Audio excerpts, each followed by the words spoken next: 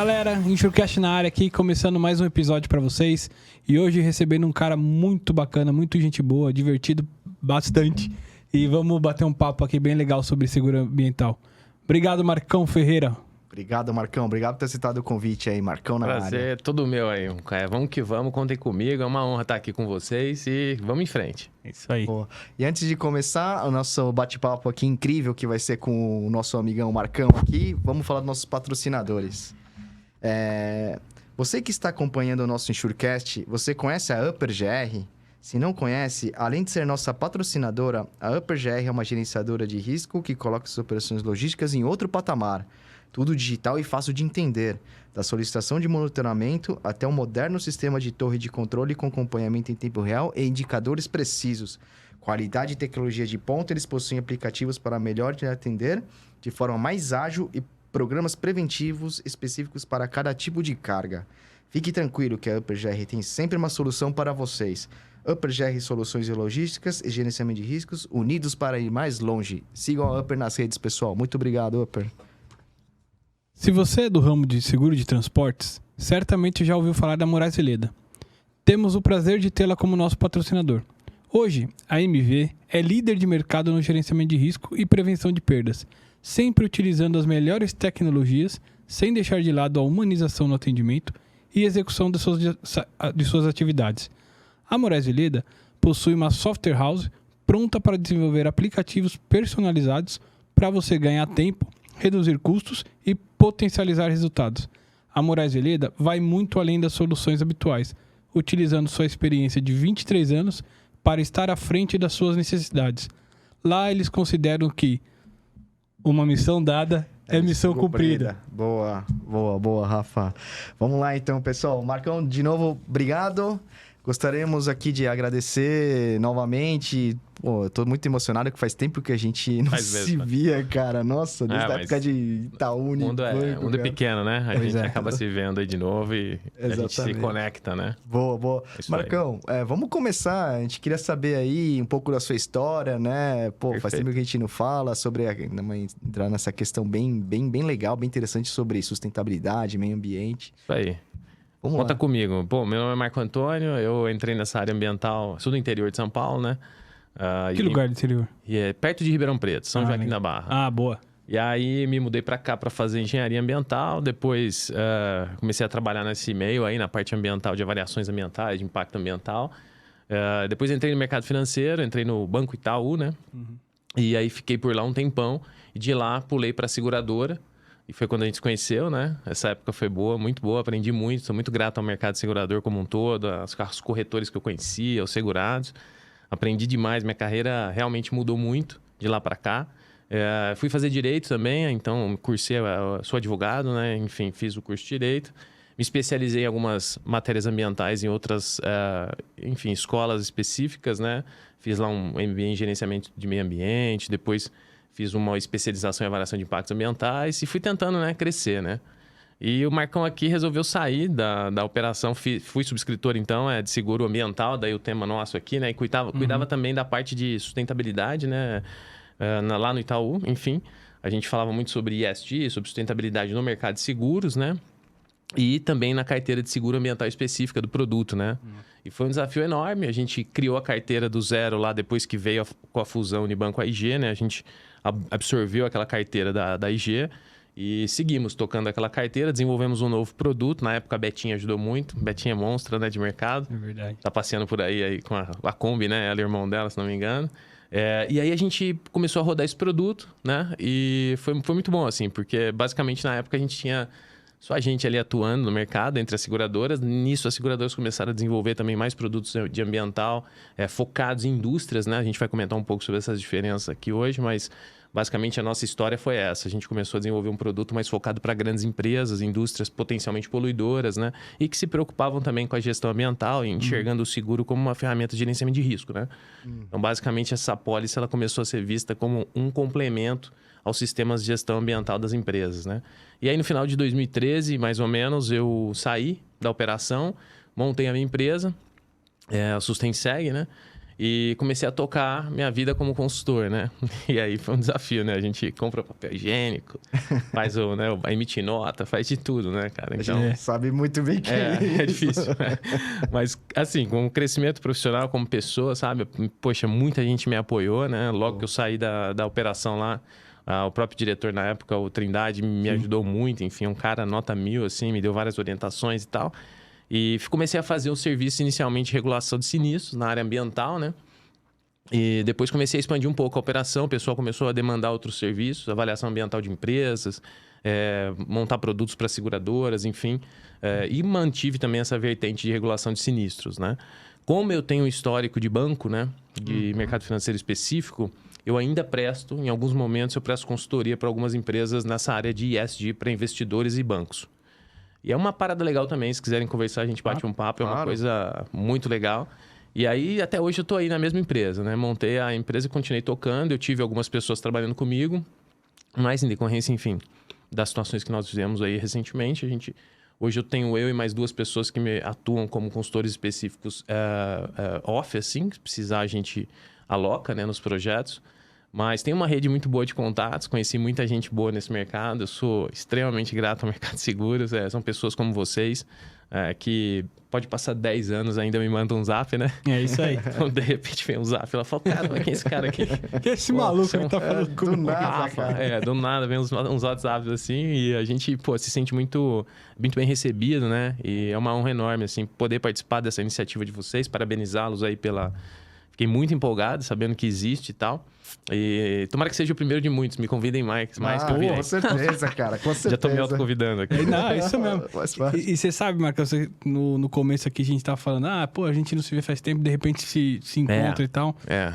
Não sei se você lembra, mas a gente se reencontrou depois de muitos anos fazendo a prova pra corretor de seguros. Lembra? Lá no centro, né? Isso, se não me engano. Isso, Bela lembra disso? Vista, ali. Na Bela Vista, ainda era lá, não era na Augusta. Acho que hoje é na Augusta. Não sei. Mas a gente fez a prova lá, a habilitação, né, de corretor de seguro. Fiz e aí, você deu... Não, eu passei naquela prova e deixei aberto ali Tá igual eu, então. Larguei mão, falei, eu vou deixar isso aqui como... muito medo, né? Quando você sai pra esse mundo empresarial, né, cara? E ainda mais como consultor pequeno, né?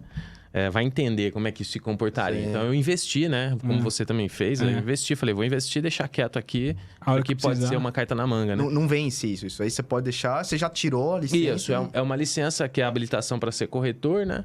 Mas, basicamente, assim, cara, eu pensei muito também na figura do próprio corretor, né? Que é importante para o país, né? Como uma carreira profissional e empresas desse setor ou pessoas físicas que precisam, né, cada vez mais estar perto dos segurados, mostrando o que é o risco, tentando mostrar que o seguro pode ser importante, né, como é para a estabilidade financeira até da economia, né? Sim. Então, acho que a figura dos corretores é muito importante. Então, sempre admirei muito. Conheci esse mercado por meio da Itaú Seguros, né? Então, não sabia de nada disso. Foi uma escola gigantesca, né? E, tentei fazer essa visão, sabe? De ter várias cartas na mesa para quando eu precisar, né? Boa. E aí a gente atua. Cara visionário. Cara. Na época a gente foi junto, né? Não, e tava tendo naquela época dos protestos na Paulista ainda. Nossa, mó rola. A gente ainda pegou, vamos dividir aqui o Uber. Lembra disso? Nossa. Os caras vindo e tal, mas deu certo, deu tudo certo. Época boa. Nossa, isso aí foi um desafio. Mas assim, eu pensei nisso, sabe? Eu preciso olhar um pouco da minha carreira e ver o que eu quero daqui a 5, 10 anos, né? Mas tudo acabou dando certo na própria consultoria, né? E fui muito bem abraçado pelas pessoas, fiz muitos serviços legais, conheci muito mais gente também nesse mercado, né? E vou vivendo assim dessa forma. Por enquanto eu tô tranquilo, assim, quero continuar, né? A minha visão aqui eu tô fazendo um mestrado agora. Legal. Na área ambiental, em ciências ambientais. Caraca. O mestrado é acadêmico, né? Então é um desafio um pouco maior, né? Não é um mestrado profissional. Então é uma coisa bem realmente pesada, né? Mas, assim, eu pretendo dar aula no futuro, né? Tipo, tenho 39 anos hoje, né? Então, eu imagino que com os 45 eu já possa ter esse nível aí de poder dar uma aula. Gosto de ministrar, enfim, passar conhecimento, de receber conhecimento, né? E aprendi muito, né, com essas trocas, né? E o mercado de seguros realmente foi um divisor de águas na minha carreira. Eu, assim, contando rapidinho para vocês, mas eu tava na operação da Itaú, banco. Entrei num táxi para ir para uma reunião lá na Conceição. A gente trabalhava ali no Prédio Seik, Preto, né? no Robozão ali. Perto, isso, e fui pro Seik. E peguei uma carona com um cara que era o subscritor de ambiental Unibanco AIG. Antes era a Marcela, antigamente, não sei se vocês lembram dela, minha colega também. E aí entrei e falei, Wellington, e aí como é que estão as coisas? É o El, né? Não sei se vocês lembram. Ele mesmo? É o El, você lembra dele? Mas não sei se é o mesmo. Não, hein? acho que não. Acho que não. Ele não era muito conhecido, assim. Tá, então não. Aí ele falou, pô, Marcão, eu tô indo, vamos pro SEIC fazer uma reunião de sustentabilidade, porque como tinha essa parada de sustentabilidade da seguradora, eu ia representar lá pro Trindade Liberava. E aí, poxa, fui com o cara que falou, velho, eu tô saindo da minha vaga ali na seguradora e tô indo pro banco, trabalhar na área de sustentabilidade institucional do banco. Eu falei, pô, sério? Mas que parada é essa que você faz aí? Não, pô, sou subscritor underwriter de ambiental e tal. A IG tem um produto, Unibanco IG e tal, que agora tá Itaú, né?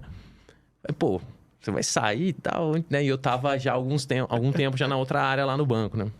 Falei, então vamos ver isso aí, né? Fui conversando com o cara, sabe? Meia hora, 40 minutos ali no táxi. Naquela época era táxi, né? Aquele Boletinho, né? boleto que você tinha que preencher, né? Falar com a Claudinha e tal. A Claudinha liberava. O CDC ali, né? Lembra, CDC, cara? Claudinha. Brincava. Porra, mas aí onde estão indo? Pô, vocês verem, a Claudinha mandou um abraço, um beijão pra ela. Eu tenho saudade dessa época. Ela ficava naquele cantinho lá no... Na época era o Prédio Preto, né? Aí, beleza. Ele falou isso, cara. Eu falei, eu quero fazer uma entrevista com o seu gestor. Foi que eu conheci o Fábio Cabral. Aí o Cabral, gente boníssima também. Foi a época que eu conhecia ele, conheci o Gaurão. Gaurão era de linhas financeiras lá da área do Fábio. Eles eram de linhas financeiras e o ambiental tava dentro. Conheci a Silvia, que se não me engano tá na Excel hoje em dia. Sim, a Silvia H dele? Isso, a H dele. Pô, a Silvia me ajudou demais. Legal. Nossa, a Silvia foi minha professora, porque, tipo, eu era moleque, assim, né, nessa área, né? E ela, até se ela escutar e estiver escutando, a gente... É fácil chegar nela. Porra, ela foi, assim, uma pessoa abençoada, me ajudou demais, né? Ela trabalhava com o INO na época, né? Acho que até hoje, né? Eu acho que sim, eu acho que ela tá nessa área, assim, também. Manteve essa história de carreira dela. E ela foi muito positiva, assim, porque ela foi me dando os clausulados, aquele tanto de coisa que eu nunca tinha visto na minha vida, né? Eu falei, pô, Silvia, eu tô enrolado aqui. E ela me ajudou muito. Aí o Gaurão e o Celcinho, né? O Celcinho, eu acho que tava na Zurich, o Celso Soares. Ele foi pra Zurich depois, mas o Celso também trabalhava lá. Enfim, uma galera. O LG, o LG... Eu não sei, o LG tá no mercado ainda, tá, né? Na Fator, na Fator, né? A esposa dele também foi uma pessoa que me ajudou muito. Acho que ela, não sei se ela ainda tá no mercado. Como é que ela chamava? Esposa do LG. Eu esqueci o nome, mas, pô, a pessoa, gente boníssima também, me apoiou muito naquela época. E fomos embora, cara. E aí, esse momento foi um momento, assim, que o Wellington falou, eu fiz a entrevista com o Cabral falou, não, beleza, cara, vem pra cá, né? Daí fui lá pedir demissão no banco. E, porque apesar de ser o mesmo grupo, né, CNPJs diferentes, né? Então, eu baixei a carteira lá e assinei a carteira como securitário, né? E aí, nesse momento, foi um momento interessante, porque aí, realmente, eu entrei nessa estrada aí dos seguros, né? Aprendi muito de AIC com a Betinha. Assim, aprendi o básico, né? Claro, para poder entender enfim, conceitos né, tradicionais de seguro. E fui aprendendo com a Silvia, com o próprio Cabral, enfim. Todo mundo me ajudou, sabe? Lá na seguradora, vocês eram de transporte, né? O pessoal me ajudou também muito. O pessoal de property me ajudava demais também. O Paulo Vasconcelos foi meu superintendente muito tempo. Foi meu também. Acho que foi na mesma época. Foi na mesma época, cara. E ele me dava, assim, um apoio que arrepia, sabe? Paulão foi um cara que, vixe, o cara, não sei onde ele tá. Acho que ele, inclusive, ele tem família em Ribeirão, se não me engano. A filha dele trabalhava no Itaú, uma das filhas dele. E ele me deu um apoio enorme, assim. Ele falou, Marcão, a carteira é sua, vamos nessa. E a gente foi seguindo, né? Então, basicamente, foi isso. Eu consegui entrar nesse mercado por um acaso num táxi. E o Wellington, hoje, ele tá no Sul. Ele foi fazer mestrado lá em Santa Catarina. Caraca. E acho que a esposa dele trabalhava no Itaú, mas ela era de lá também. E foi muito bom, assim. A gente ficou muito amigo, né? Na época a gente já se conhecia um pouco, mas depois ele foi me ajudando também, mesmo longe. Pô, Marcão, não entendo esse conceito aqui de poluição, não sei o quê. E aí a gente foi, né? Trocando figurinha. E hoje ele é consultor lá no Sul. A gente às vezes conversa, troca ideia. Ah, que legal, você mantém contato. E ele tem uma consultoria lá, ele presta serviço de sustentabilidade na área ambiental, para empresas e tal. O cara é ponta firme demais. Bacana, e bacana. Ô, Marcão, deixa eu te perguntar uma coisa. Você, pela sua história aqui, muito legal e tal, pelo que aconteceu e tudo... mas você sempre teve esse interesse pela área ambiental, né? Porque você já começou estudando isso. Sim, da onde veio isso? Por que esse interesse... Assim, eu vou te falar, na época, moleque, passando, fazendo os vestibulares e tal, acabei entendendo que seria uma área interessante do ponto de vista de futuro, né? Que hoje é muito, Nossa, muito hoje importante, bomba, né? bomba em na todo minha, lugar. na minha época, tanto é que teve gente que falava assim, pô, cara, você vai arriscar sua vida, porque você vai fazer isso aí, você vai, por exemplo, prestar um concurso pro IBAMA, você vai pro meio da Amazônia, vai virar fiscal do IBAMA lá e vai ser morto pelos caras do desmatamento, sabe? Rolava essas preocupações familiares até. Aham. Eu falei, não, mas a minha ideia não é essa não, a minha ideia é tentar achar algum nicho, né? E foi exatamente isso que aconteceu. Por quê? Porque eu fui um engenheiro ambiental, na época eu fui trabalhar em banco. Pô, um amigo meu trabalhava nessa área, amigo Vitor. Vitor também foi uma pessoa que me ajudou muito. Falou, Marcão, tem uma vaga aqui, vamos começar aqui. Basicamente foi assim, eu trabalhei em consultorias ambientais, trabalhei muito tempo na EDP, Energia de Portugal, na área ambiental, da distribuição de energia aqui, São José dos Campos, Taubaté, essas áreas. A gente fazia monitoramento do sistema de gestão ambiental da operação da distribuição de energia, né? Muito subestação de energia, né? Transformador, então tinha muita poluição por, enfim, vazamento de óleo, transformador, essas paradas todas, né? A empresa é muito preocupada com isso. E é o desafio do risco, né? Acontece, né? Esses eventos imprevistos, né? Que a gente, ambientais também, né? Aconteciam e a gente gerenciava isso do ponto de vista de remediação ambiental, resposta emergencial e tudo mais. E basicamente foi uma sorte, cara. Eu entrei nesse nicho e, enfim, no banco. Pegou e eu fui embora, foi até entendeu? Hoje, foi embora, boa. Eu não segui. Muitos colegas foram para outras áreas. Eu fiz o direito também me ajudou demais, enfim. O direito é um negócio que eu acho que todos podiam fazer um pouco, né? Aprender um pouco sobre a legislação, né? Com certeza. Então hoje, pô, tenho muita bagagem nessa área, principalmente leis que se conectam, né? Com esse mundo de seguro ambiental, leis de responsabilidade civil ambiental, essas paradas mais específicas, né? Mas também tenho esse sonho, tá? De aprofundar algumas coisas na parte jurídica e tal. E foi aí também que eu conheci e representei a seguradora em alguns fóruns, né? Como a BGR. Então, pô, tive muito contato. A BGR me abraçou fortemente lá na época. Todos aqueles... eu brincava que eram senhores, né? Professores, cabelos brancos, os caras monstros de mercado, né? A gente fazia as reuniões. Eu falava, pô, eu sou novo aqui, vocês... me ajudando, né? Ficava muito grato. Também fiz aquelas apresentações bianuais, né? Que a BGR tinha e tal. Pô, permitia que a gente falasse do ambiental. Aprendi muito com o Walter Polido, um professor que, pô, esse cara, pra mim, é uma estrela no céu. O Walter é uma pessoa muito boa. Ele me ajudou muito. Os livros dele de seguro ambiental, né? Que foram bibliografias que a gente sempre usava, né? E aí eu conheci também a AIDA, Associação Internacional de Direito de Seguro. Me tornei membro dela na época. E a gente também tocou alguns trabalhos lá relacionado a seguro ambiental, né? De um grupo de trabalho específico, um fórum legal que muitas seguradoras iam, né? E trabalhei muito, assim, eu ia muito, né? Na FENSEG, né? Sim. Nas comissões de RC. E lá eu conheci o Márcio Guerreiro, essa galera, tipo, que também era ponta firme demais. Marcinho também tem uma história muito legal, porque na época ele era chartiz, né? Que, né, deu aquele split. Pô, os caras... Ele mudou, mas ele sempre falava comigo. Ele contratou na época a Natália Galinari, que é se não me engano, hoje ela já é superintendente lá na IG, a chefe da área ambiental. Pô, a Natália é a sumidade no tema. E o Fábio, que tá na Chubb hoje, o Fábio Barreto, né? Esse cara também, a gente se trombou várias vezes, é um cara firmeza. Então, acabei conhecendo essas pessoas, sabe? A gente se aproximou muito. E hoje eles são pessoas que... Eles também, eles me ajudaram muito na minha... O Fábio, por exemplo... Pô, fiz vários serviços pro Fábio que, basicamente, assim... tudo que ele precisava... Falou, Marcão, você consegue fazer essa inspeção? Consegue fazer isso aqui? E a gente avançou muito, né? Na Natália também. A Natália abriu as portas da IG para mim com o maior coração do mundo. Conheci muita gente na IG. Hoje eu faço alguns serviços para eles na regulação de sinistro ambiental. Ah, que legal. Então, pô, transporte de carga perigosa, esse seguro mais específico, né? Das operações de transporte rodoviário. Tô lá com eles também há algum tempo, fazendo alguns serviços específicos. O pessoal lá também me abriu as portas e a gente faz, enfim, um acompanhamento desses casos. E basicamente foi isso, cara. Foi um nicho que eu achei, sabe? E o próprio seguro ambiental... o próprio seguro ambiental era um nicho. Pra você ter ideia, eu fui fazer a minha iniciação científica no direito. Eu fui atrás de fazer um projetinho e tal. O professor era um promotor do Ministério Público e da área ambiental e ele não conhecia o seguro. Então, foi até difícil convencer o cara que... Era um assunto jurídico, sabe? Porque não tinha... Então, eu fui explicando e tal, consegui fazer a iniciação científica. Fiz meu TCC sendo orientado por uma desembargadora do TRF3 aqui da Terceira Região, doutora Consuelo Yoshida, uma sumidade nessa área também, a professora da PUC há muito tempo. E ela também abraçou o trabalho, enfim, final nesse tema. Ela aceitou entender um pouco, me ajudou muito, orientou muito. tem publicações desse tema também, enfim, sobre a área ambiental, ela é uma pessoa muito referência. Legal. Então foram histórias, né? A gente vai conhecendo as pessoas, como vocês aqui e tal, a gente vai construindo nossa casa lá e vai montando a nossa morada eterna. E praticamente eu acho que dificilmente eu vou sair dessa rotina aí de consultoria nessa área, né? Você é um cara que manja bastante. Desde aquela época a gente já tinha uma admiração, né? Pelo papo, assim, pela curiosidade que a gente tinha naquela época, a gente não sabia. No exército junto, cara, pra na época... É verdade, lembra? Então. Então, isso que o Rafa falou é verdade. Olha só, a gente foi no exército aqui, no batalhão aqui perto de Ibirapuera. Por quê? Porque a gente queria entender como é que, por exemplo, questões como armas e munições eram tratadas pelo banco. Que da hora. Parada de sustentabilidade, quer dizer... O banco já estava preocupado, falou, pô, será, onde eu estou financiando isso? Onde eu estou segurando? E eu sabia que vocês tinham restrições lá no transporte, pelo transporte desse tipo de coisa.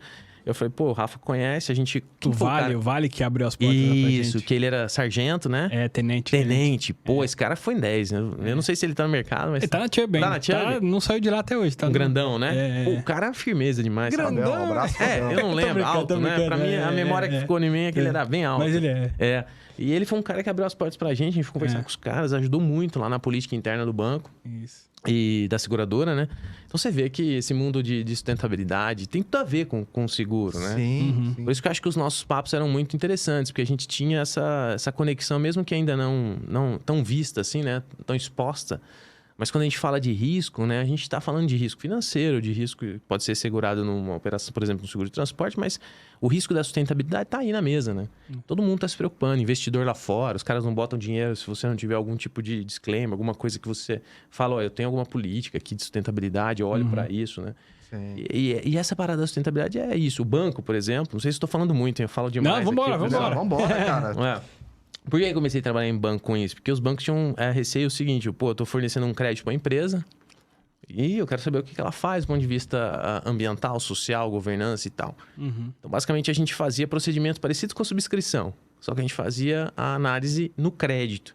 Até para risco de imagem. Também, perfeito, Rafa. Um dos riscos que a gente tentava mitigar, gerenciar, evitar era o envolvimento, né, das nossas instituições onde a gente trabalhava com empresas ou, enfim, assuntos que de alguma forma pudessem afetar, por exemplo, a marca ou até o valor da própria ação da empresa. Né? Então, assim, eram coisas que aparentemente não faziam sentido para muita gente, mas na época a gente estava lá, sabe, formiguinha, criando procedimentos nas esteiras de análise de crédito, como se fosse uma subscrição de seguro para aceitar. Então, os analistas de crédito começaram a serem treinados sobre esse tema e tal. Os comerciais, o cara estava vendendo um crédito, uma linha de BNDES lá em BH para uma mineradora.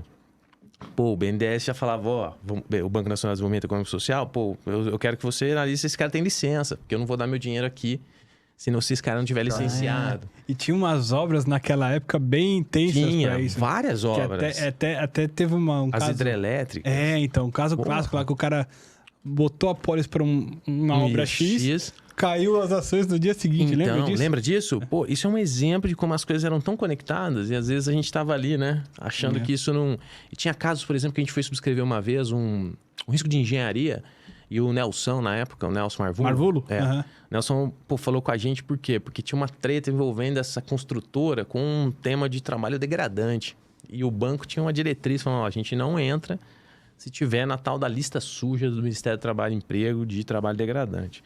Então, o Nelson, pô, Marcão, o que acontece aqui? Aí a gente fazia a ponte com o banco, sabe? Então, pô, a gente aprendia muito em conjunto, né? E que ano era mais ou menos isso? Pô, isso deve ter sido 2010, 2011. 2011. Hoje, por exemplo, é um negócio muito forte. Muito. Hoje Você, não tem... Praticamente vocês estavam minerando isso aí. E hoje cresceu e hoje todo mundo... E, poxa, isso é que você falou importante. A gente começou lá com... E não tinha só a gente. A referência na época era o Banco Real. Real Bank lá, com o banco holandês, se não me engano. E depois o Santander. Esses caras eram os melhores na época de banco, assim. Os caras avançados. Tinham vários processos de análise socioambiental de clientes. Os caras aprenderam muito com esses caras. Tinha um cara que chamava Chris Wells, que é um cara que hoje, acho que ainda hoje está no Santander. São pessoas, assim, que você não tem nem noção. O cara já conhecia tanta coisa na época, sabe? Que a gente falava, vou aprender muito nisso aqui, né? Porque a gente achava que era um mundo menor, né? E hoje isso tá super, né? Enfim, posto na mesa. Hoje é meio que obrigatório, né? É claro, Hoje em dia, se você não tiver uma parada dessa, dificilmente Verdade. Pega um crédito. E uma outra coisa que é a mão inversa, né? As empresas também perceberam que isso é bom para elas, porque, veja, na época a gente até prestava consultoria. A gente pegava casos de empresa que não sabia nem o que era uma licença. Então a gente, chegava e falava, isso aqui existe para esse tipo de forma, a lei está aqui, você pode seguir aqui, tem empresas que prestam serviço para você e tal. E o banco sempre quis, a seguradora também, sempre quis fazer negócio, né? A gente quer fazer negócio, vamos pôr para dentro. E aí começou a ter essa vertente ESG, socioambiental na época, de ter esse crivo, né? E a gente nunca fechava o olho, né? Então, quando a gente ia subscrever um risco ambiental também, era um desafio gigante, porque você via empresas que tinham, por exemplo, históricos de áreas contaminadas. Você fala, como é que eu vou ajudar esse cara? Às vezes o seguro não encaixava, mas a gente teve um caso muito marcante, que foi um shopping que teve um problema, enfim, é famoso esse caso, um problema relacionado a resíduo em subsolo e tal. E isso pipocou lá na área de subscrição de RC. Aí os caras, Marcão, ferrou aqui, tem um problema aqui que a gente vai ter, é ambiental. Aí, a gente foi atrás de um consultor especializado, fez um mega trabalho para Vivi na época, não sei se vocês lembram dela, a Vivi de RC. A Viviane. Aí ela trabalhava com a Betinha era consultora na época, igual a Ritinha era no Property e tal. E a Ritinha também, não sei como é que tá, mas beijão pra ela também. A Ritinha, eu acho que eu a vi na Paulista esses dias, cara. Sério? Só que, sabe, você tá meio longe, assim? Sim, tal, mas provavelmente era a monstra também. Uma pessoa que eu aprendi muito também do ponto de vista de dinâmica, né, dos produtos de Property e tal. E essa época foi assim, a gente fez uma conexão. As pessoas pegaram conhecimento, o RC lá tocou o barco, subscreveu com a ajuda de um consultor ambiental. Então, você nunca imaginar que da hora. Tá, né? E fora que, sem falar na carteira que vocês atuavam, né? A experiência que esse mercado tem, né? Os nossos subscritores de transporte, o que eles conhecem, né? Eles também estimularam muito, né? Nem tanto, Marcão, nem tanto. Não, uma galera. Aquela cobertura inicial de limpeza de pista, como essa cobertura evoluiu, né? E como os produtos melhoraram. Quer dizer, tudo isso também faz parte, né? O conhecimento embarcado que essas áreas de subscrição de transporte, de sinistro de transporte, os clausulados, os produteiros, né? Os caras que fazem os produtos nas seguradoras. Tudo isso também, eu acho que eu enxergo isso como uma bola de neve positiva. Que foi o start ali, né? Sim, cara, aprendia muito com vocês lá, sabendo o que era um tombamento, como é que se olhava a questão da limpeza de pista, a diferença disso com a diferença de dano ambiental, o que é custo de limpeza, o que é atendimento emergencial, quais empresas a gente vai acionar para ajudar o segurado nesse momento crítico de um tombamento em pista, rodoviário principalmente. E até as reguladoras estavam aprendendo também na época, né? Que eu lembro que a gente teve uma discussão que tombou um caminhão X lá de produto de limpeza. E os caras não queriam tirar porque não tinha limpeza de pista, não tinha cobertura de limpeza de pista. Falei, gente, vamos lá. São 3 etapas. Você derruba uma latinha de refrigerante no chão, na sua casa. Uma coisa é você tirar a latinha. Você tá só retirando as coisas. Isso está coberto no seguro de transporte. Isso aí. Você limpar a coca que caiu no chão. Isso é a limpeza de pista. Que a gente meio que, né? Isso. Aí você me corrige se estiver errado, mas viu? Isso, cara. Essa agora, esse refrigerante entrou no rio, começou a contaminar. Ambiental. Isso. É isso, Marcos. Isso. Bom, entrando nesse ponto, aproveitando que vocês estão falando isso, vamos entrar no aspecto do que é o seguro ambiental, o produto, o que cobre. Perfeito. Marcão, explica pra gente aí, pra galera que tá assistindo. Longe de mim aqui ser professor de ninguém. A nossa audiência manja muito disso, mas basicamente assim, conceitos gerais, né? Esse produto, quando eu comecei a subscrever, ele nem tinha ramo SUSEP, pra vocês terem ideia. Tudo que a gente produzia ia pro 51. Ia lá pro RC. Pro RC. Então, basicamente, a gente conhecia que existia na carteira de transporte uma dimensão de limpeza de pista que conversava muito bem com essa área ambiental, na época. Já existia a própria Wagner regulador, enfim, um monte de gente aí que atuava nessa parada, conhecia isso, né? E a gente veio para olhar essa questão da indústria, né? Como é que eu pego um CEP fixo e olho o risco ambiental e tenho um produto para ele. Então, a gente teve a SUSEP por uma pressão positiva, né? O interesse do órgão da autarquia, entendendo que a FENSEG também falava muito sobre isso, a CNSEG, que é um produto específico, era um produto, enfim, que tinha um risco específico para ser coberto, criou o ramo 0313. Se não me engano, ainda é esse ramo ainda. Então, hoje lá, se você for na estatística da SUSEP, você tem o ranking das seguradoras que mais produzem lá e tal. E esse ranking mistura o produto ambiental 13 de transporte. Então, existe um produto 13... Só para transporte. Só para transporte. Então, ele é apartado do produto de transporte tradicional. Então, ele seria, assim, uma evolução daquela cobertura de limpeza de pista. Que é bem limitada. Isso, na época pra tinha aquilo. suas limitações, mas ajudou muito, né? O mercado, Sim, pô, claro. avançou demais, né? Claro. Enfim, aquela situação ali foi equacionada por um clausulado. Então, hoje, todas as seguradoras podem falar o nome aqui? É possível, Claro, né? Sim, O claro. Mafre, Tóquio, a própria IG, a Chubb, esses caras todos. Inclusive, se você tiver contato da área de marketing deles pra patrocinar... Isso, vamos, é um prazer enorme. A gente conversa, viu? Pode contar comigo. Eu falo pra caramba, daqui a pouco a gente tá aí, viramos sócio. Brincadeira. Boa. Opa, Tô zoando, pode tô zoando. conversar Não, vou depois. patrocinar também depois. Eu não sou empresa pequena. Mas basicamente assim, a gente tinha hoje a gente tem esse cenário, né? Na época, a gente viveu essa transição, sabe? A gente emitia e a gente não sabia como é que o mercado via o prêmio, né?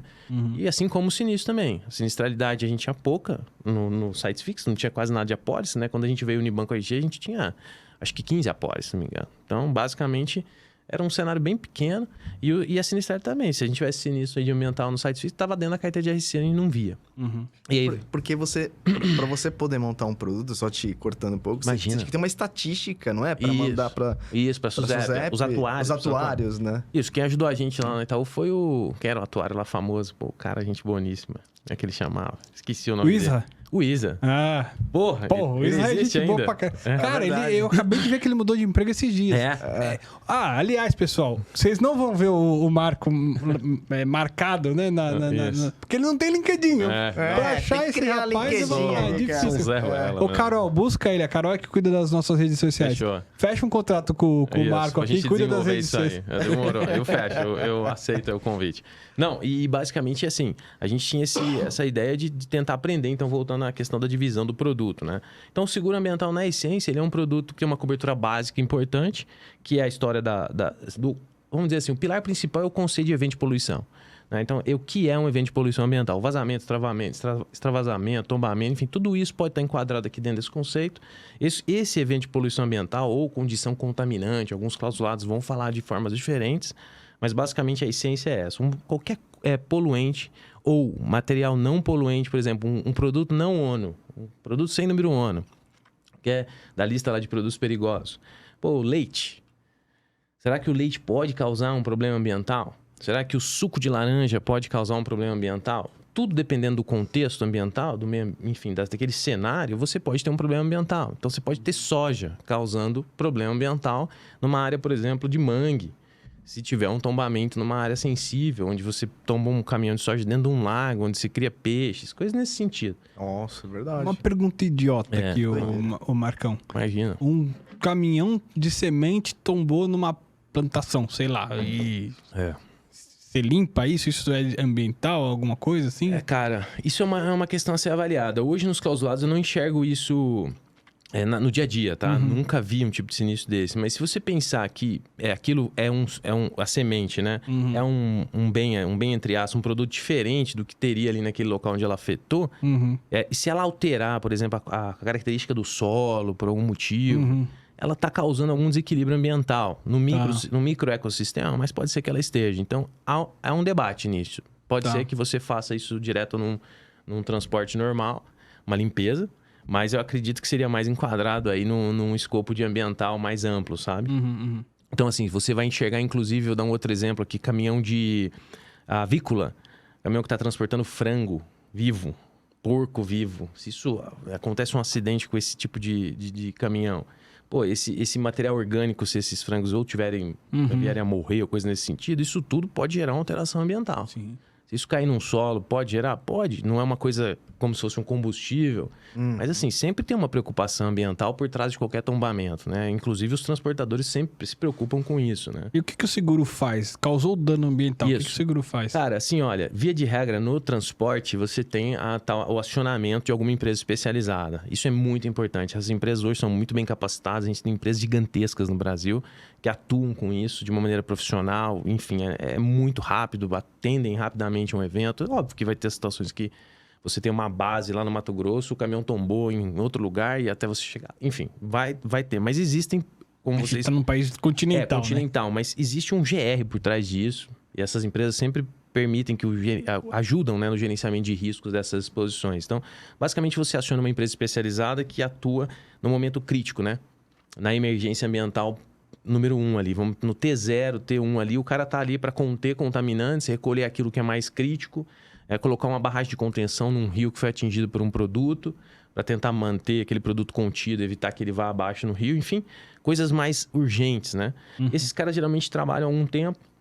E aí, basicamente, assim, se você tiver a presença de um órgão ambiental, por exemplo, você vai ter que fazer uma etapa 2, uma remediação ambiental, se aquele órgão entender que você, de fato, contaminou o meio ambiente de uma maneira mais extensa, sabe? Então, não vai ser só um atendimento emergencial de recolhimento de resíduo.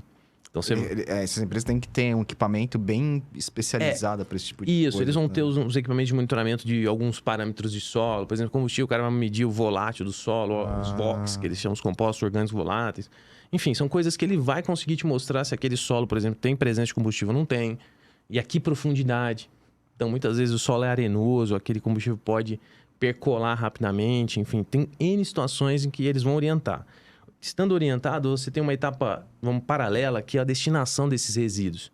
Então, isso é uma outra cobertura que o seguro sempre oferece. Quer dizer, o custo para você tirar o resíduo que você gerou daquela área, um solo contaminado com combustível, por exemplo, com diesel, e isso vai ser transportado por um terceiro para um local de gestão de resíduo ou de tratamento de resíduo, como um aterro, por exemplo. Tá? Então, isso tem que sair daquele local e ir para um local licenciado, autorizado por órgãos ambientais, enfim, para que receba aquilo e trate aquilo adequadamente. Pode ser um coprocessamento, pode ser um aterro industrial classe 1, enfim. Geralmente é coprocessamento, esse tipo de solo quando é com diesel. Mas tem N situações em que essas empresas são especializadas nisso. Elas vão te ajudar o segurado a desenvolver essa rotina. E o Brasil, ele está preparado para esses tipos de desastres ambientais? Assim, existem muitos esses pontos de coleta? Existe, viu, cara? O Brasil, assim, óbvio que tem. A gente tá mais. Eu tô pensando muito mais com a cabeça centro-sul, né? Tô falando aqui de centro-oeste para baixo. Nordeste também, tem muitas empresas especializadas envolvendo aterros, classe 1, coisas que são profissionais, tá? Empresas realmente que existe uma associação brasileira desse setor, então eles investem muito, enfim. O coprocessamento é uma dinâmica muito importante, porque empresas cimenteiras, por exemplo, recebem isso para fazer queimar em forno, em alto forno de cimento. Então, isso também é uma visão. Basicamente, assim, existe capilaridade? Cara, se você tiver um sinistro no norte do Mato Grosso, pode ser que você tenha que trazer para Cuiabá. Entendi. Ou Rondonópolis, enfim, que tá lá também, né? Então, basicamente assim, você vai andar um pouco, mas que você vai achar prestadores profissionais nessa parte, evoluiu demais. Os caras são bons. Marcão, desculpa, não sei o que perguntar. Qual que é a diferença entre limpeza de pista no transporte e o seguro ambiental? Deixa eu até aproveitar, o Marcão, e já emendar as duas perguntas aqui relacionadas a transporte. Da Camila Thieme e do Will Nascimento. Perfeito. Ambos já trabalharam conosco. O Will, é verdade, trabalhamos com o Will eu conheço, A Camila eu não lembro. Falar sobre a sua experiência quanto às coberturas de RC ambiental para risco de transporte, que é um pouco disso que ele estava falando aqui. E o Will trouxe essa comparação também. O seguro ambiental é muito familiarizado com o seguro de transportes. Perfeito. E muitas vezes acionado como cobertura adicional do ramo. Perfeito. Como você vê essa relação dessa cobertura como adicional no ramo? E quais são as vantagens de tratá-lo como seguro ambiental mesmo, que é esse produto que você falou, em vez de só o transporte, né? Perfeito. Então, assim, se a gente pegar a primeira pergunta, a gente está falando de estrutura de cobertura. Então, basicamente, a gente tem a cobertura essencial que está vinculada ao procedimento de poluição, que são os custos de limpeza. A limpeza pode ser entendida como uma remediação ambiental também, é um outro conceito que você pode implantar aí. Aí as coberturas vêm lá preocupadas com RC, danos a terceiros. Então, se essa poluição causou um problema a um pescador, por exemplo, e ele deixou de ganhar a renda dele porque aquele rio foi contaminado. Então, todas essas consequências do evento de poluição, também existe muita proteção em algumas coberturas específicas e alguns clausulados. Então, você olha o evento em si aqui e você pensa na cascata de eventos posteriores, né? Então, se você estiver num local onde a movimentação do poluente é restrita, então ele tombou numa pista plana, na beirada de uma pista, não tinha só solo ali, não tinha nada. Beleza, mas geralmente o cara pode tombar numa descida, onde o caminhão às vezes está com uma velocidade acima. Então ele tomba, cai dentro de um rio. E aí você já tem outro cenário. Então, basicamente, algumas outras coberturas podem passar a se preocupar. Muitas vezes esses produtos estão... eu achei interessante a pergunta porque entra no outro viés, que além do viés ambiental e a consequência sobre terceiros, ou até sobre aquilo que eles chamam, todos os juristas chamam em geral, de bens de domínio público, que são os danos aos recursos naturais sem titularidade privada. Então, às vezes, você atinge uma área ambiental que não tem dono, ela é da sociedade.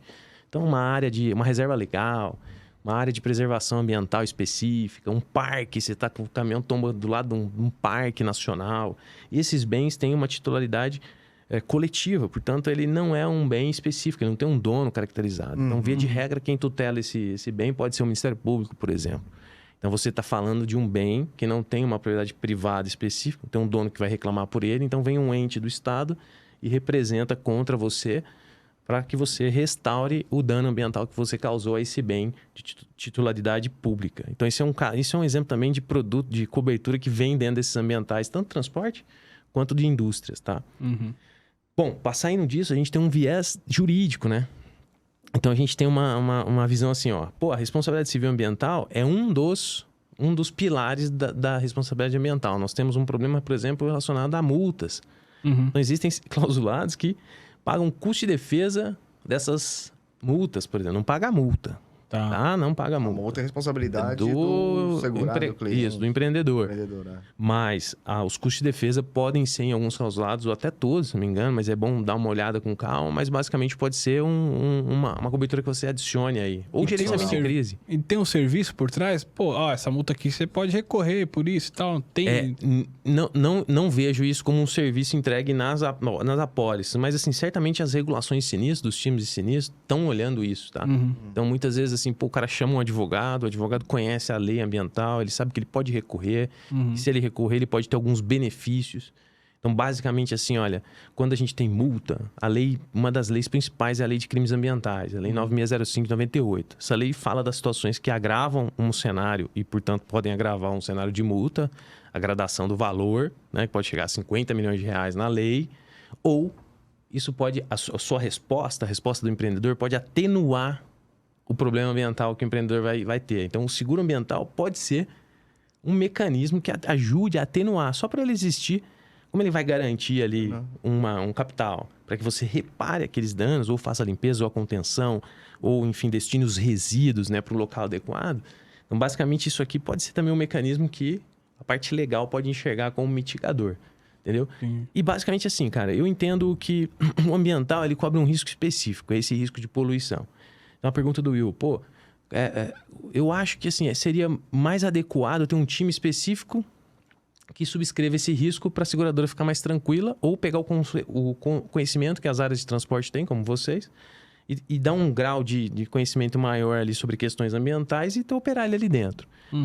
Eu brinco que eu posso fazer uma réplica, um paralelismo nessa situação do Will com a questão do RC. O RC geral tem aquela cobertura de poluição súbita, Will. Então, ele está escutando a gente aí, ele vai saber que tem lá. E existe a cobertura de ambiental no ambiental específico, para a indústria. Então, assim, é a mesma coisa. Se você tem uma possibilidade menor, mais restrita, então não precisa, né, necessariamente separar por total. É importante explicar para o segurado que existe uma possibilidade, né, dele ter uma cobertura mais ampla, se ele desejar, ou ele vai ter aquela cobertura que, eventualmente, o transporte oferece, de limpeza de pista, por exemplo, que para ele está suficiente. Agora, uma coisa a gente tem que sempre alertar, né? O quanto custa remediar um dano ambiental causado por um evento desse. Tá bom?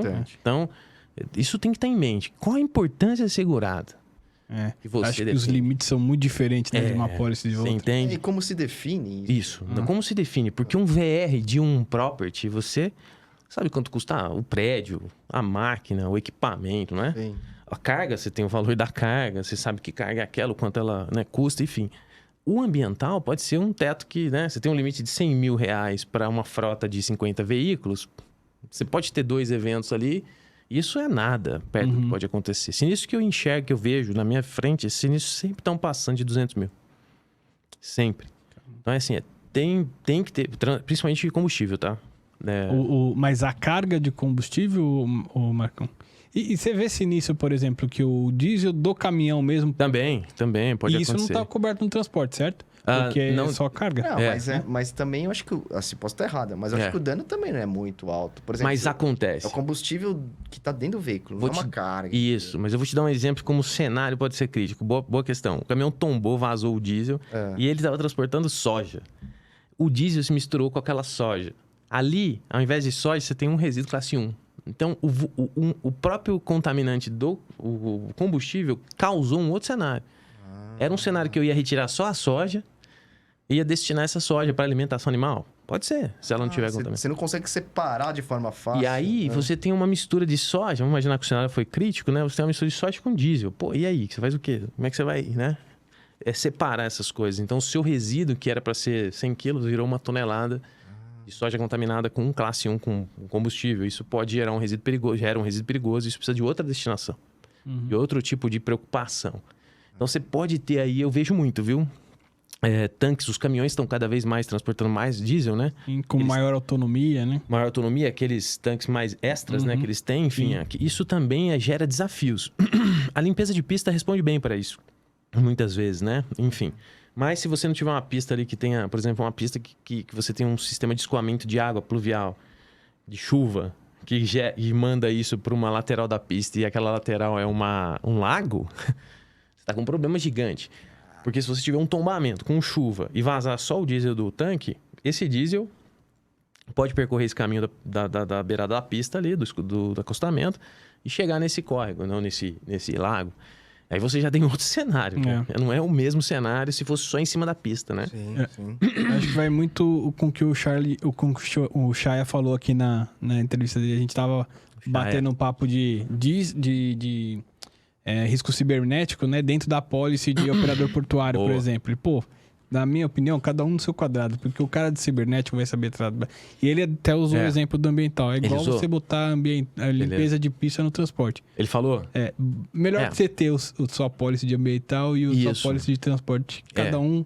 Porque você vai ter a cobertura que você precisa realmente. Né? E os cenários, né, que a gente vem vivendo, assim, caminhões cada vez maiores, além do diesel, as carretas, bitrens, os caras carregando cada vez mais combustível, enfim.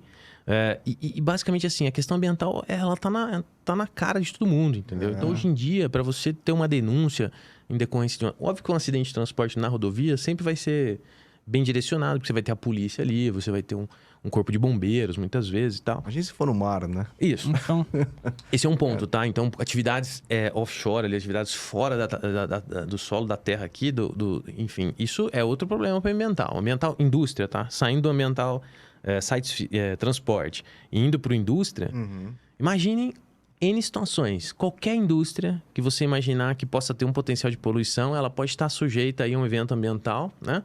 Ela pode ter uma contaminação que é súbita, que vaza um tanque de armazenamento de ácido sulfúrico, porque ela usa no processo produtivo. E acontece um problema ambiental com o solo ali e tal, aquilo é tratado rapidamente, ela pode ter um negócio, uma responsabilidade gradual. Ela pode ter algo que começa hoje e vai aparecer daqui a 5 anos.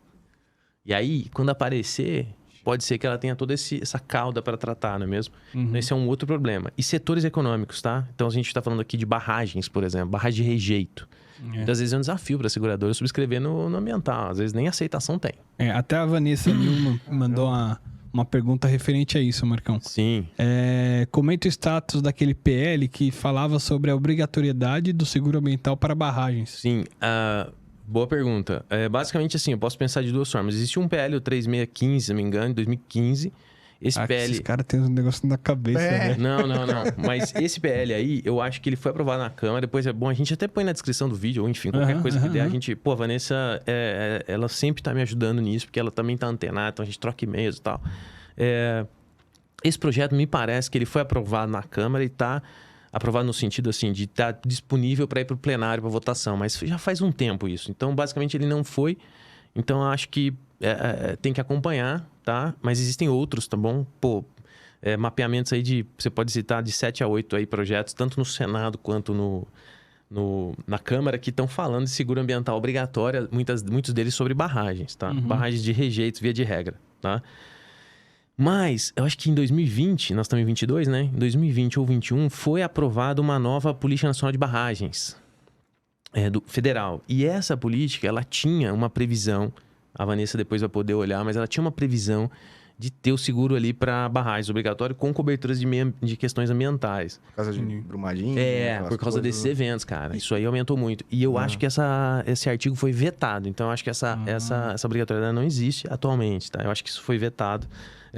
Então, a política foi publicada, a Política Nacional de Barragens, eu acho que essa nova versão, sem esse artigo específico que falava desse seguro obrigatório. Veja, o seguro é um dos mecanismos que os legisladores vêm pensando. Boa pergunta da Vanessa, até para a gente refletir. Lá fora, se fala muito em garantias financeiras. Então, o Estado está preocupado se você, empreendedor, que tem potencial de contaminar, de poluir, como, por exemplo, uma barragem de rejeito com aquele caos, aquela tragédia, se você tem capacidade financeira para responder frente às consequências desastrosas que você pode causar no meio ambiente em terceiros, né? Pessoas, vida de pessoas, né? E no dia a dia daquelas economias, rotinas de cidades que são destruídas. Então, se fala um pouco antes. Então, volta do seguro, vem para trás e pensa na garantia financeira. E aqui eu posso startar várias coisas. Eu posso startar um calção, uma fiança bancária. O seguro é uma das opções, né? Então, as nossas leis começam a falar muito disso, de garantias financeiras que podem ser usadas para responder diante de uma tragédia ambiental causada por poluição, tá? Que eu estou pensando mais no evento de poluição, na contaminação ambiental. Óbvio que você tem tragédias climáticas, como aconteceu, infelizmente, em Petrópolis, que estão fora desse seguro. Tá? Isso é coisa da natureza. Né? Isso é evento da natureza. Não é que estão fora no sentido de cobertura, mas basicamente é um outro cenário lá. A gente tem, enfim, o próprio property, o próprio residencial vai ter cobertura para isso, enfim. Cada item tem as suas coberturas. Cada um vai estar espalhado, né? Então, essas questões também são trabalhadas pelo ambiental como uma possível causa. Mas veja que, do ponto de vista legal, essa expressão garantias financeiras vem sendo muito usada. E a Europa tem muito disso, tá? A Europa tem, enfim, a Diretiva Europeia de Responsabilidade Ambiental fala dessas garantias financeiras.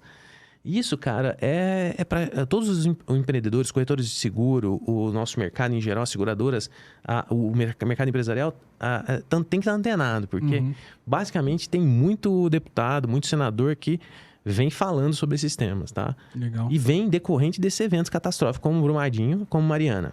E eu acho, aí, Marcelo, você me corrige, Imagina. até pelo que você falou no começo, que hoje a tua empresa, por exemplo, faz inspeção para risco ambiental, etc. As seguradoras, isso.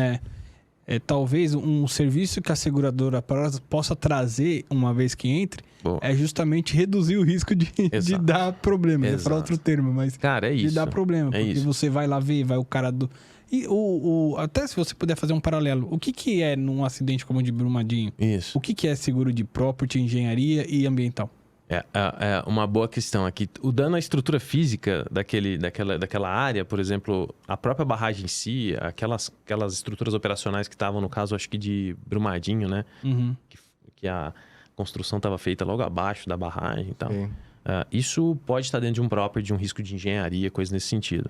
Agora, o problema do rejeito presente no rio, por exemplo, no corpo d'água. Quer dizer, eu vou dar um exemplo para vocês real. Eu fui fazer uma inspeção para uma seguradora em uma indústria nas margens do Rio Doce.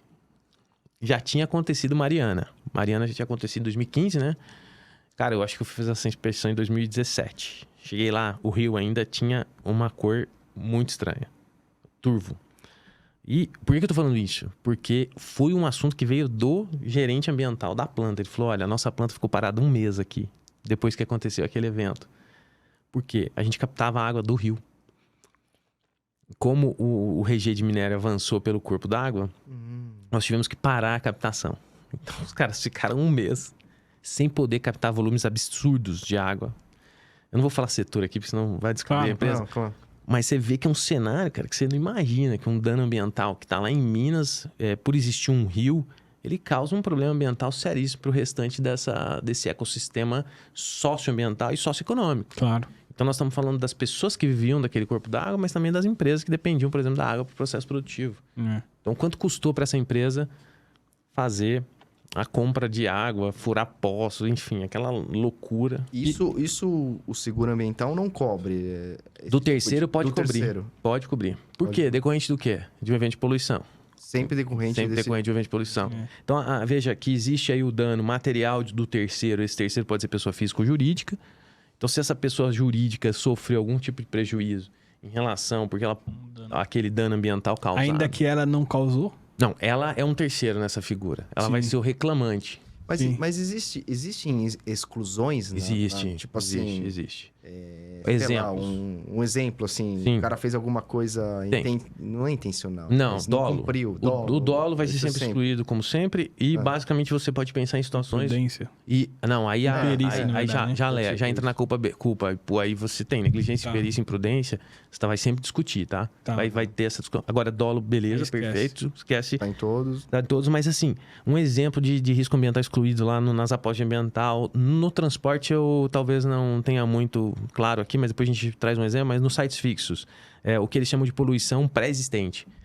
Então, o que acontece? Você tem uma empresa que te pede uma cotação lá, a seguradora e o corretor vão fazer o trabalho deles e basicamente esse cara já tem um evento de poluição, por exemplo, subterrâneo.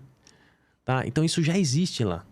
Já está lá. É como se fosse o carro batido. A seguradora... Faz o seguro para mim do carro batido, isso, né? entendeu? Então a seguradora não vai cobrir qualquer tipo de evento, custo de limpeza ou dano a terceiro que venha decorrendo de um evento de poluição pré-existente. Via de regra conhecido, tá? Mas quem que você vai ter que mandar um inspetor, no caso você, exato. a sua empresa. Ou não, uma própria seguradora, ela vai solicitar do cliente alguns relatórios ambientais feitos por empresas especializadas em investigação ambiental. Então, existem empresas especializadíssimas nessa área.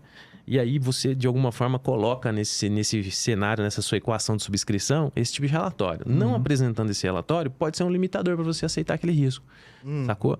E aí vem a hora que o próprio Rafa falou, pô, eu posso ajudar o cliente? Posso tentar minimizar, quer dizer, ou evitar que isso se repita. O que foi a causa daquele evento que você já tem aí? A causa foi uma falta de um procedimento de trabalho para fazer inspeções periódicas no meu tanque subterrâneo. Então, a seguradora entra lá com um engenheiro de risco, os caras já manjam demais. O Testa, na época, era um cara que eu lembro, o Alencar e tal. O Alencar tá aí no mercado também. Eu acho que ele tá na TIAB ainda, cara, mas não tenho certeza. Então, entra com esses caras que conhecem do métier, conhecem da parte ambiental também, por serem muitas vezes engenheiros químicos, os caras manjam. Entra com um cara ambiental também e vai lá e fala, peraí, então a gente precisa construir aqui alguns... Como existe no Property, tá? Mesma coisa do relatório de Property. O relatório de Property espelhado na parte ambiental com recomendações para reduzir riscos de contaminação. Legal. Então, por exemplo, você faz inspeções, chega na inspeção, você tem um parque de tancagem, tanque de insumo produtivo como ácidos, ácido sulfúrico ou soda cáustica. Você olha a integridade daquelas bacias de contenção, onde os tanques estão alocados dentro, superficial, você está vendo aquilo, você vê que a manutenção daquilo é precária. Então, você tem mato crescendo no meio do dique de contenção, da bacia, você tem trincas gigantescas naquela bacia. Então, se tiver um vazamento ali, essas trincas estiverem ali, você pode ter um agravamento da situação, porque o próprio poluente pode percolar ali naquele caminho e chegar no solo. Então, aquilo que era para proteger, não está protegendo. Então, você vai lá e orienta esse tipo de repadronização do cliente. Fala, isso aqui a gente não aceita, a não ser que você faça em 6 meses, por exemplo, uma revisitação aí da sua estrutura física de concreto dessa bacia e reconstrua ela, ou faça um recapeamento, entre aspas, enfim. Então, tudo isso pode acontecer nesse meio, tá? É muito legal, assim. Tipo, tem espaço para muitos profissionais, muitos. Legal. E até eu acho que a diferença dos dois RCs aí, o Marcão aí, de novo. Isso. Não sou especialista. Não, também. A gente tem que... E eu não conheço nada das apólices que estava lá. A gente só tá pegando o caso como exemplo aqui para ilustrar. Isso, só para bater esse papo. De repente, o RC geral que ele tinha lá, enfim, não sei qual que é o RC que ele tinha... Pega a casa, cobre as casas, cobre as coisas ali. Isso. E aí o ambiental vai ele fica com o problema. Exato. São conexões. As apólices não vão se excluir. As coberturas... Pode ter uma sobreposição, uma concorrência? Pode. Então, por isso que é importante analisar qual cobertura de poluição súbita você tem no RC. Lembra que ela, geralmente, eu acho que vocês conhecem também, ela tem a limitação de 72 horas, que o evento tem que começar e terminar em 72 horas. Pô, 72 horas são 3 dias. Então, basicamente, assim... Para o transporte é ok. Agora, para uma planta industrial, será que esse evento ele pode ser contido em 3 dias, né? Entendi. Lembram de incêndios que aconteceram em base de combustível lá em Santos? Aquilo ficou pegando fogo 9 dias. 9 dias. Então, não sei como é que aquilo foi encarado, mas é um exemplo de situação que as seguradoras vão olhando, os corretores vão ensinando também, porque os corretores conhecem muito das operações dos segurados. Então, eles vão, de alguma forma, modulando isso. Mas você tem esse cenário e você tem os danos a terceiros dentro do RC. Se você tiver um dano ambiental, recurso natural, que não está coberto lá e tiver uma apólice aqui de ambiental, você provavelmente tem uma conexão, né? E vai ter até uma cobertura mais ampla. Mais ampla. No sempre. O ambiental, ele é um produto, tanto no transporte quanto o Will perguntou, ele é um produto mais amplo, não tem jeito. Ele vai te dar uma... É óbvio que ele vai custar um pouco mais. Mas, assim, basicamente, eu acho que assim, a visão é essa. Se você tem ciência dos riscos ambientais, por exemplo, você tem um rotograma sei se é essa a expressão, mas o cliente sai de Minas e vai pro Nordeste. Ele sabe por onde ele passa. E ele começa a cruzar ali alguns mapas. Ele sabe que ele vai passar por 2 áreas de proteção ambiental, ele vai passar por 30 rios, aquela pista dele... Aquela ponte que aquela tá quase ponte caindo. que tá quase caindo lá em Minas, que tem as estradas difíceis, né? Quer dizer, tudo isso dá para você um sinal aí de que se você tiver um evento ali, pode ser que você tenha um problema ambiental conectado ao seu problema de carga, com a carga e tudo mais. Então, veja, carga que vale de combustível que vale 20 mil reais, 60 mil, sei lá, o dano ambiental é de 500 mil reais. Então, não há correlação. A sua carga segurada não tem correlação nenhuma com o potencial de custo. Cai num manancial, assim, já pensou, Sim, cara? tem casos, inclusive, que eu conheço de áreas, cara, que o poluente, ele foi pra mata, né? Enfim, era um bem de patrimônio público. E aí, como é que você põe uma máquina retroescavadeira dentro de uma área verde? Não chega. Não chega. Então, e o órgão ambiental não permite. Você tem que desmatar, né? Isso. Pra poder chegar e lá, aí, né? E aí, exato. E aí você tem outro problema ambiental criado, né? E aí você, às vezes, eleva o seu custo de regulação, de custo do sinistro, porque ao invés de pôr uma máquina, você tem que pôr 100 pessoas trabalhando ali de formiguinha, recolhendo no braço. Um pá, com enxada, com a carriola e tal. Então, são cenários que você precisa, de fato... É desafiador, cara. É um mercado sensacional, assim. E outra, os segurados de transporte conhecem muito. Eles sabem, eles sofrem isso no dia a dia. Eles têm essa posição. Os corretores são muito interessados, conhecem também.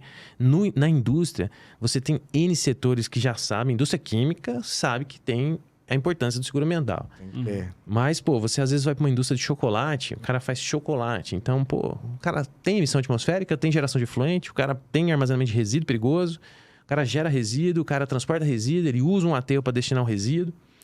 Tudo isso é para que ele olhe e fale, pô, eu tenho condições aqui de assumir qualquer eventualidade financeira que venha a decorrer de um evento? A reflexão que tem que se Qual fazer, o tamanho né? que pode dar de Isso. perda, né? E a importância aí dos corretores. Os corretores estão cada vez mais conscientes, mostrando esse ambiental para poder mostrar para os segurados que existe uma ferramenta que ele pode transferir o risco. Marco, até eu vou querer saber, Marcão, se tem muito curso, assim, muita coisa voltada para isso, para corretor e tal. Só antes, você falou de incêndio, aí eu queria emendar a pergunta do Hermes aqui, o Hermes Brancalhão, que inclusive teve aqui já, assista o vídeo dele lá, comprem o livro dele. Quinta-feira passada teve o vídeo dele, assistem o livro. Não é quinta-feira passada que a gente tá gravando, né? Então, o vídeo vai sair daqui. Cara, mas compre o livro dele. Hermes, o Brancalhão. Era do Itaú lá, do Property. Cara, pô, admiro ele muito. Admiro e vi também que ele lançou o livro. Parabéns, viu, Hermes? Muito legal. Eu vou comprar esse livro também. Boa. Eu tenho já salvo no WhatsApp aqui, que veio num grupo que eu tenho aqui do Itaú. Eu acho que ele tá lá. Legal. Ou alguém divulgou, não me lembro. Quais suas considerações sobre o impacto ambiental das queimadas em zonas rurais que tanto nos afetam nas últimas temporadas? Perfeito. E ele te mandou um grande abraço aí, grande admiração. Pô, admiro ele muito, muito mesmo. Ele é um cara querido. Olha, vamos falar aqui de queimada, né, cara? Então, assim, basicamente impacto ambiental e impacto social, né? Vamos agregar na pergunta dele isso também. Quer dizer, basicamente a gente está falando de emissões atmosféricas, então um fogo vai gerar material particulado, principalmente isso pode causar problemas respiratórios, N coisas. Então, e a parte ambiental, que aí nós estamos falando de perda de flora, né, que é a própria mata em si, mas nós também podemos ter muito problema com o animal, né? A gente pode perder muita fauna. Então, muitos animais morrem nesses cenários de incêndios florestais, né? Agora, o incêndio florestal, ele é uma dinâmica muito complexa do ponto de vista de consequências graves, né? Porque é isso que a gente comentou, ele vai atingir o terceiro, ele vai atingir a qualidade do ar, ele comentou saúde pública, né? Eu sou do interior, pô, na nossa época de moleque, o Hermes deve conhecer, pô, a gente tinha fuligem de queima de cana, não tô falando agora de floresta, mas de cana. Pô, a gente tinha fuligem caindo nas nossas residências praticamente toda safra, entre aspas, assim, né? Então, os caras... Nós tínhamos problemas respiratórios, as pessoas mais velhas, as crianças, enfim, né? E hoje mudou muito isso, claro. Então, esse é um outro exemplo de como a indústria evoluiu e hoje as colheitas são mecanizadas. E aí é uma outra vertente. Aí eu tô falando mais da queima, não só da floresta, como ele falou, mas também da relação de propriedade de bens, né? No caso da cana em si, da agricultura em si. Então, esse é um outro cenário também. Muitas vezes essas queimadas nessa parte são criminosas, né? Então, você não sabe de onde vem a causa. Pode ser uma queima de um cigarro que alguém jogou na pista e aquele incêndio inicia-se, né? Ou das áreas verdes, que aí realmente, aí o Hermes tocou no ponto principal. A gente está falando aqui de perda de biodiversidade e tem uma questão relacionada que o Hermes talvez tenha tentado também abordar aqui, a questão da mudança climática. basicamente você está perdendo estoque de carbono, né? A floresta, a madeira em si é carbono, então a gente também está falando um pouco disso, quer dizer, é uma forma da gente imaginar que a gente vai estar emitindo carbono para a atmosfera com incêndio, e com mais carbono eu tenho mais aquecimento. Cara, é um ciclo. E é um ciclo que vai... Enfim, o microclima da região pode mudar. A gente às vezes fala na visão global, né? Do clima inteiro. Mas a gente tem microclimas que mudam, né? Em razão desses comportamentos de supressão de vegetação ilegal, né? Então, realmente, as queimadas elas vão afetar várias dimensões da nossa vida. Da parte ambiental, sem dúvida. Biodiversidade é um negócio que hoje tem muito valor. Isso pode gerar limitações gravíssimas de cunho até geopolítico, né? Então, basicamente, a gente...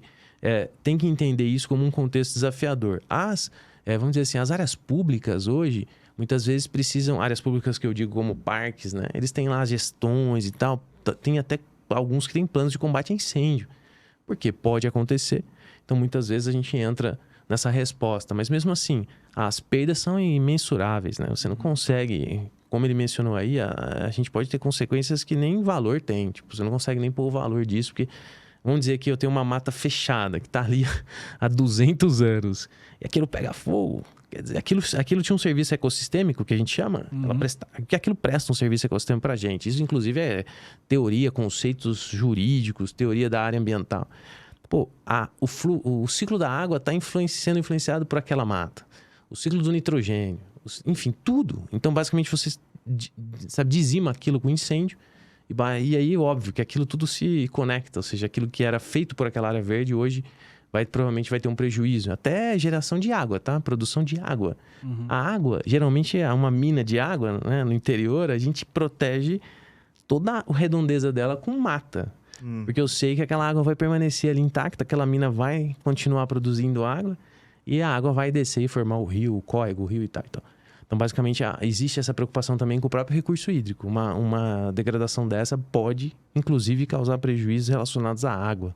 Não na questão chuvas, que também pode ser um problema, mas basicamente nas origens, né, de toda a produção da água. A água é produzida, entre aspas, né? Basicamente, você tem fazendas gigantescas que tem nascentes. A nascente do São Francisco é um exemplo, né? Um rio gigantesco, importantíssimo, está lá em Minas.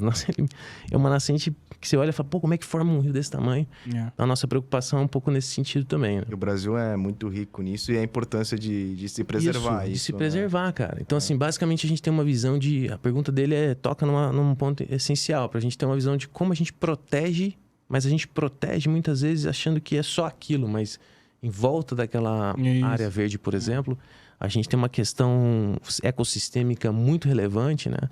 E isso tem valor, né? Claro. Tem valor do ponto de vista econômico, inclusive no mercado de carbono.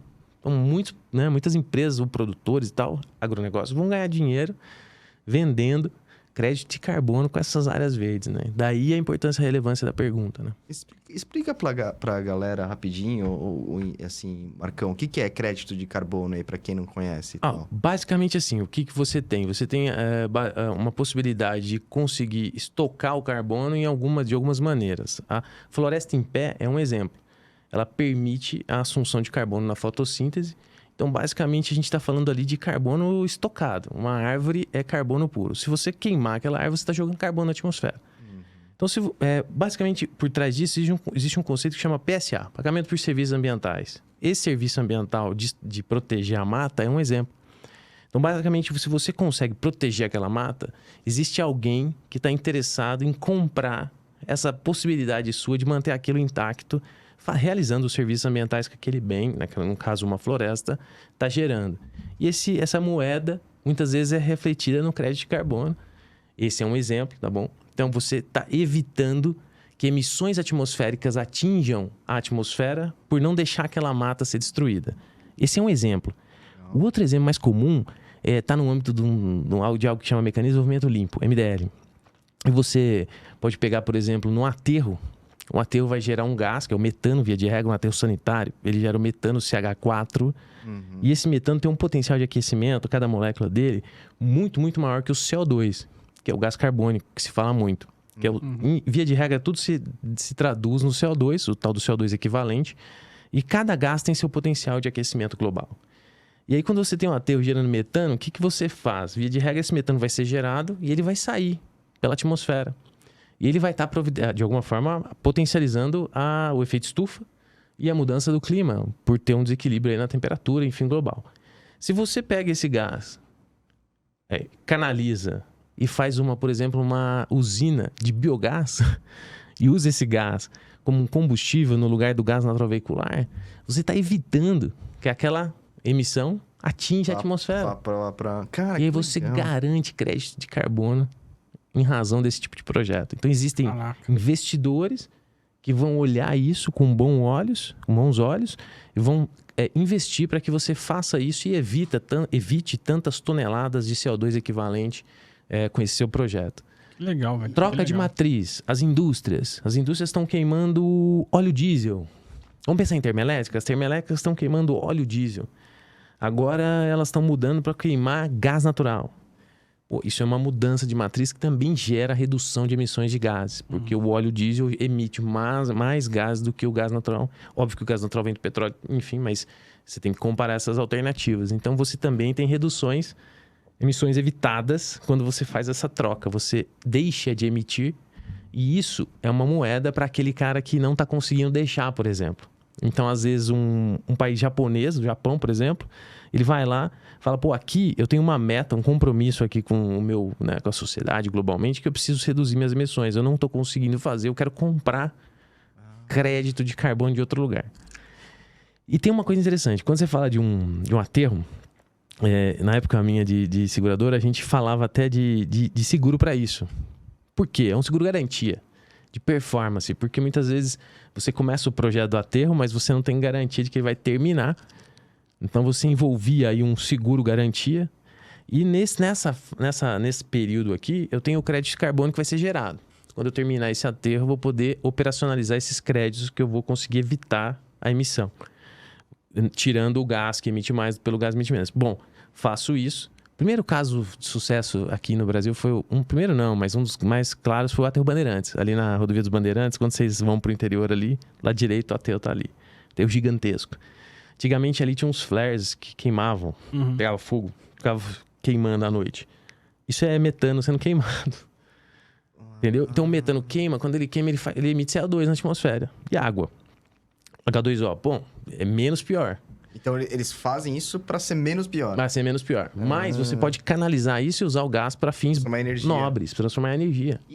Muito mais. E as empresas estão fazendo isso? Existe incentivo pelo governo? Muito. Investidores, não só o governo, mas o próprio mercado voluntário, as empresas estão percebendo isso. Privado, né? O próprio isso. Que precisa ser isso é importante para cumprir metas. Então, muitas vezes elas entram em acordos globais que falam, você precisa reduzir sua pegada de carbono. Então, você ou compensa, ou você neutraliza, enfim, tem um monte de estratégias. Mas, basicamente, a essência do carbono é essa. A gente quer evitar que a concentração de gases, dentre eles o CO2 e o metano, tem aqueles gases famosos também que vocês devem lembrar, os HFCs, que eram os gases do desodorante. Isso. Que estão sendo trocados, inclusive, por butano ou propano, se não me engano, que é menos ofensivo, por exemplo, a questão do aquecimento, mas também a questão da camada de ozônio, que eram gases que atingiam... Eu lembro quando era criança, falava, isso destrói a camada de ozônio. Isso, quebravam o O3 e tal. Isso é uma realidade que mudou muito. A gente hoje em dia tem essas mudanças tecnológicas que permitem a pegada de carbono ser um pouco menor. Então, o nosso próprio veículo, né? Se você queima diesel no seu caminhão e agora você vai queimar biodiesel...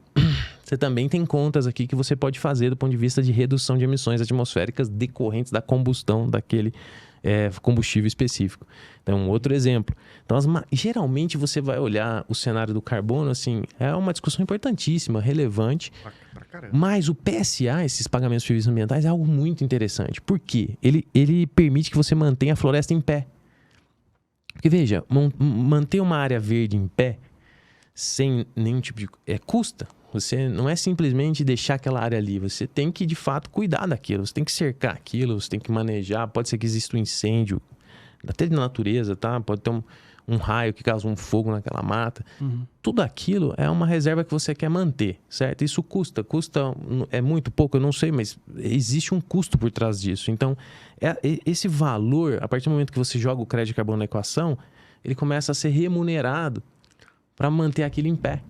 É uma moeda. Isso é importante, porque é um fator vamos dizer assim, a gente vivia antes muito no comando e controle, que a gente falava, pô, o órgão ambiental vai vir aqui e vai me multar.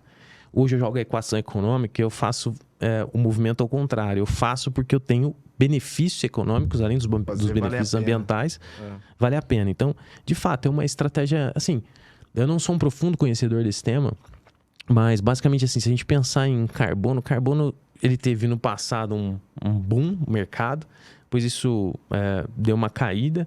A gente está vendo aí alguns movimentos de subida novamente do valor do carbono. Isso tem valor em bolsa, negociado na bolsa de Chicago. É um negócio super avançado, assim, sabe? Então, basicamente, por exemplo, floresta plantada, eucalipto.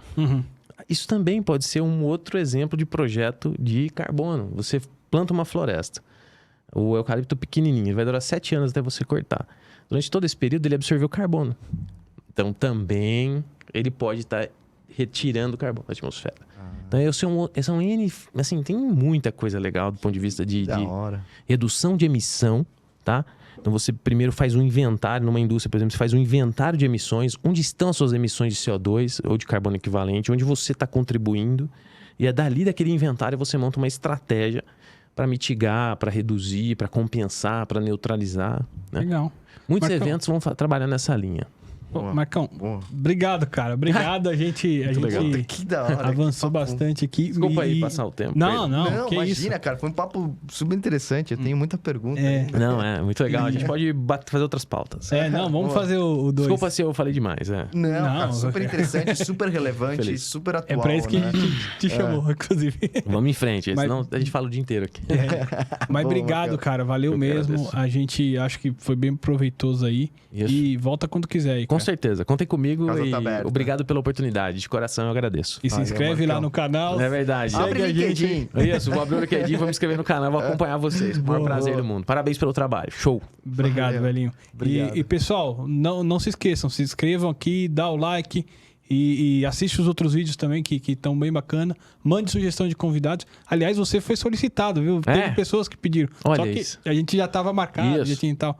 Mas show, a gente está atento, tá? As sugestões de vocês, beleza?